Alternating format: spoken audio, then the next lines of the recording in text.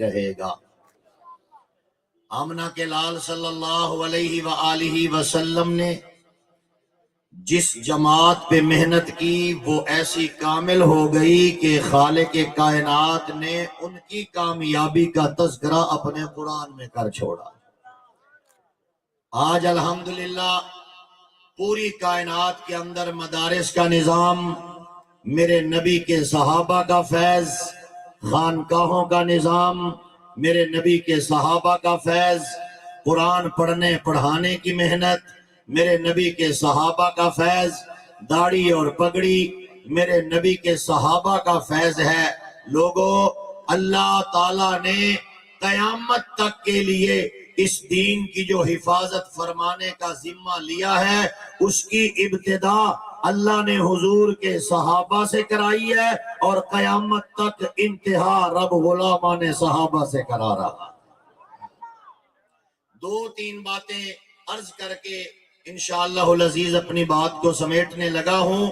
حضور علیہ السلام کی ایک حدیث مبارکہ ہے، اللہ کے نبی نے ارشاد فرمایا، ان اللہ اختارنی واختار لی اصحابی، اللہ نے ختم نبوت کے لیے مجھ نبی کو چنا اور اللہ نے میرے دین کو کائنات میں پہنچانے کے لیے میرے صحابہ کا انتخاب کیا۔ معلوم ہوا کہ صحابہ کس کا انتخاب ہے؟ سارے بولیں گے ذرا، صحابہ کس کا انتخاب ہے؟ اللہ کا انتخاب۔ کبھی کبھی ایسا بھی ہوا کہ اللہ کے نبی نے چاہا کہ فلاں بندہ میرا صحابی بن جائے، آقا کی محنت کوشش کے باوجود بھی وہ میرے نبی کا صحابی نہیں بنا۔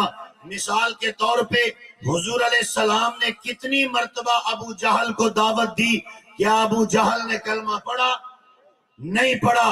آقا چاہتے تھے یہ کلمہ پڑھ لے لیکن اس نے کلمہ نہیں پڑھا۔ معلوم ہوا کہ رب کے کاغذوں میں ابو جہل کا صحابی ہونا نہیں لکھا تھا، اور ادھر میرے پاک پیغمبر کے چچا حمزہ کو شہید کرنے والے وحشی کے نبوت کہ وحشی جہاں ملے اسے قتل کیا جائے، لیکن رب کے کاغذوں میں وحشی بن حرب پیغمبر کا صحابی بن چکا تھا۔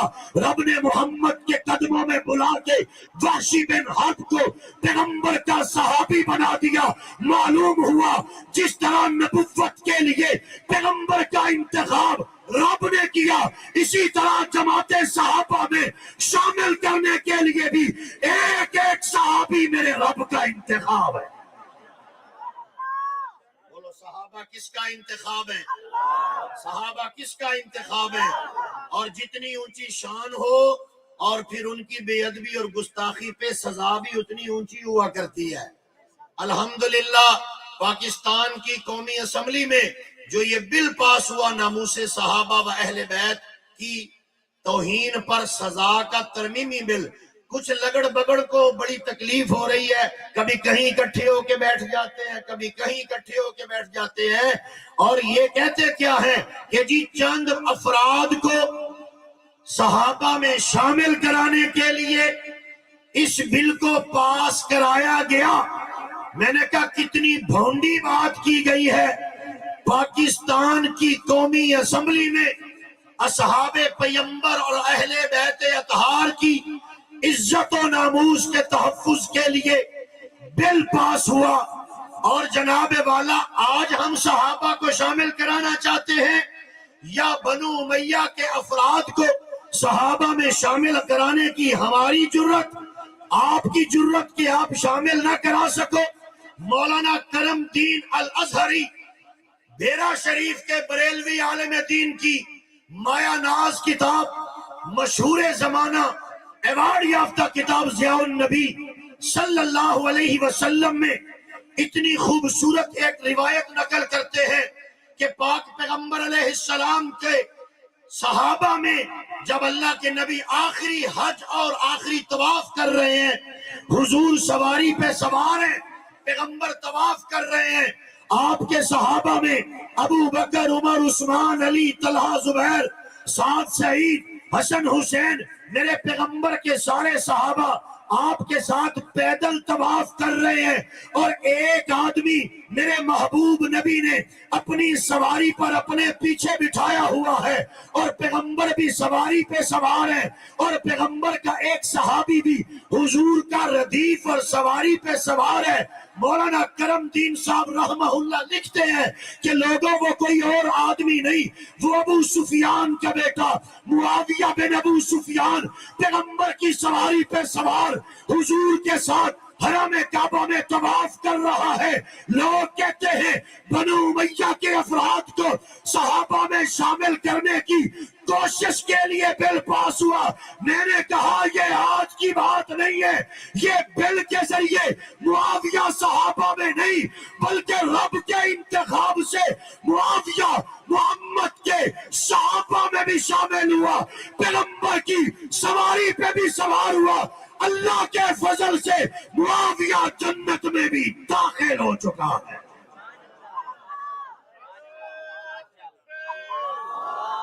کسی کی مختصراً بھائی جزاک اللہ بل اس لیے پاس ہوا کہ عظمت کا تحفظ کیا جائے۔ ہونا چاہیے کہ نہیں ہونا چاہیے؟ سیدنا حضرت معاویہ وہ شخصیت ہے جس نے پیغمبر کے سامنے بیٹھ کے اللہ کے قرآن کو لکھا، جو قرآن لکھا ہوا آج تیرے اور میرے سینے تک پہنچ چکا ہے۔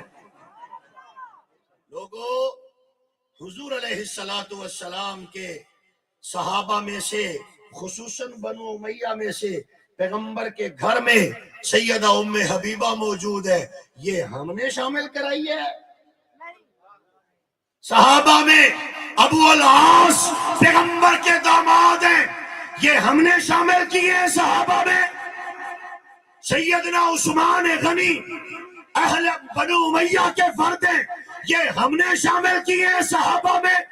صحابہ میں ان کی شمولیت میرے رب کے انتخاب سے ہوئی ہے، پھر بیٹیاں دے کے محمد عربی نے دامادی کا شرف نصیب فرمایا۔ اس لیے الحمدللہ ہمارے اکابر کی محنتیں آج اللہ کے فضل سے رنگ لا رہی ہیں۔ آخری بات کہ جی قرآن و سنت میں توہین رسالت یا توہین صحابہ پہ سزا ہی نہیں ہے۔ پاکستان میں تم نے عمر قید کی سزا کیسے کر دی؟ اماموں نے نہیں کی۔ توہین صحابہ پہ سزا کوئی نہیں ہے، نہ قرآن میں نہ سنت میں۔ میں نے کہا اس کا ایک ہی جواب ہے، اگر میں توہین رسالت، توہین صحابہ، توہین اہل بیت پہ سزا کا فیصلہ حضرت علی کے عمل سے ثابت کر دوں تو پھر مانو گے؟ حضرت علی کو ہم مانتے ہیں کہ نہیں مانتے؟ بلند آواز سے اور بلند آواز سے۔ حضرت علی کے سامنے دو بندوں نے اما عائشہ صدیقہ رضی اللہ تعالیٰ عنہ کی بے ادبی کر دی، گستاخانہ جملے کہہ دیے۔ کس وقت؟ جنگ جمل کی لڑائی کے دوران حضرت علی سے گڈ ول لینے کے لیے ام المومنین کے بارے میں نازیبہ جملے استعمال کیے۔ امیر المومنین سیدنا علی بن ابی طالب نے جب سنا کہ اما عائشہ کے بارے میں بے ادبی اور گستاخی علی نے اپنے کانوں سے سنی ہے، سیدنا علی نے دونوں گستاخوں کو بلایا اور حضرت قعقاع بن عمرو بدری صحابی، حضرت علی کی فوج کے کمانڈر ان چیف، انہیں بلا کے کہتے ہیں قعقاع میں نے اپنے کانوں سے یہ سنا ہے ان دو بدتمیزوں نے اما عائشہ صدیقہ کے بارے میں گھٹیا جملے استعمال کیے ہیں، یقیناً وہ جذبات میں آ کے کہہ گئے، یقیناً ان کا یہ مذہب نہیں تھا تبرہ، مذہب نہیں تھا گستاخی، لڑ جو رہے تھے جذبات میں آ کے بدتمیزی کر بیٹھے۔ شیر خدا سیدنا علی المرتضیٰ کہتے ہیں قعقاع ان دونوں گستاخوں کو لٹاؤ، ان کے قمیض اتار کے ان کی پشت پہ 80 کوڑے مارو تاکہ انہیں پتہ لگے کہ جس ماں کو رب نے ہماری ماں بنایا ہے، جس صدیقہ عائشہ کو اللہ نے قرآن میں کہا ازواجہ امہاتہم، اور بیٹا بھی پھر علی جیسا، علی کے سامنے اس کی قرآنی ماں عائشہ کی بے ادبی کرنے والوں کو سزا کا فیصلہ علی کر رہے ہیں کہ ان کی پشت پہ 80 کوڑے مارے جائیں۔ آج کیسے کوئی کہہ سکتا ہے کہ سزا قرآن و سنت میں نہیں ہے؟ ارے تو سزا لینے کے لیے تیار ہو، میں فیصلہ علی کا سناؤں گا۔ اور یہاں آکے تو حضرت علی کے فیصلے کو بھی اگر نہیں مانے گا نا، یہ تیرے لیے کوئی پہلی بات نہیں ہے، تو نے تو نبی کے فیصلے مانے نہ علی کے فیصلے مانے۔ سیدنا علی المرتضی رضی اللہ تعالیٰ عنہ کے اس واقعے کو امام ابن کثیر نے نقل کیا، ابن خلدون نے نقل کیا۔ الحمدللہ ہم مضبوط اسٹیج پر مضبوط دلائل رکھنے والے اکابرین کے نقش قدم پہ چل رہے ہیں۔ عزم کیجئے جب تک جئیں گے انشاءاللہ مدارس، مساجد، قرآن، سنت، شریعت مطہرہ، ناموس رسالت، ناموس صحابہ و اہل بیت اطہار کی عزت و حرمت پہ جو قربانی دینی پڑی، ہم اپنی قیادت کے اشاروں پہ سب کچھ قربان کر دیں گے۔ نہ اسلام پہ آنچ آنے دیں گے، نہ پاکستان کی سالمیت پہ آنچ آنے دیں گے۔ عزم کرتے ہیں انشاءاللہ۔ دعا سے پہلے اس بات کا عزم کر لیں کہ اہل بیت سے الفت کر بن تابع دار صحابہ کا، جنت میں گر جانا ہے اپنا کردار صحابہ کا۔ طلحہ، زبیر، خبیب و بلال تھے جان نثار محمد کے، محمد ہی کا ہوگا وہ جو جان نثار صحابہ کا۔ 23 سال کی محنت کو تو 5 میں تقسیم نہ کر، 23 سال کی محنت کو تو 5 میں تقسیم نہ کر۔